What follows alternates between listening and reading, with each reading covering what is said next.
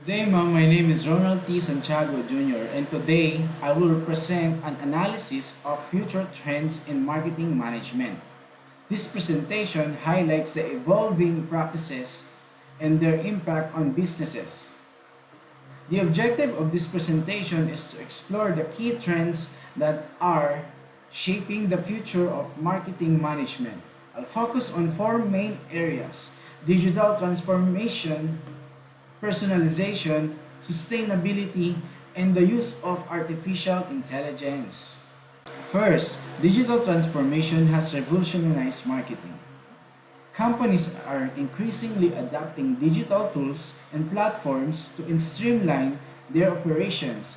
By leveraging data analytics, they can predict consumer behavior and optimize campaigns, making marketing efforts more efficient and effective. Next is personalization. Modern marketing relies heavily on customer data to create personalized experiences.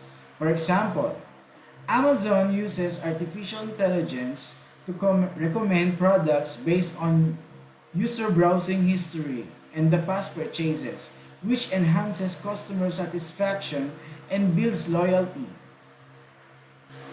Sustainability is another crucial trend.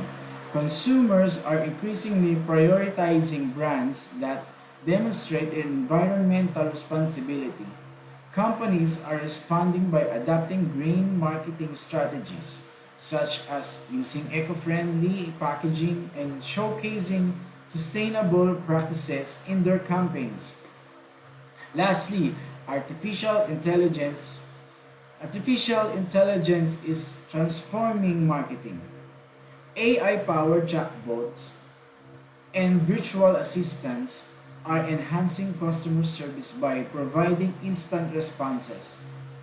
Predictive analytics enabled by AI helps businesses make informed decisions about their campaigns, improving customer retention and profitability.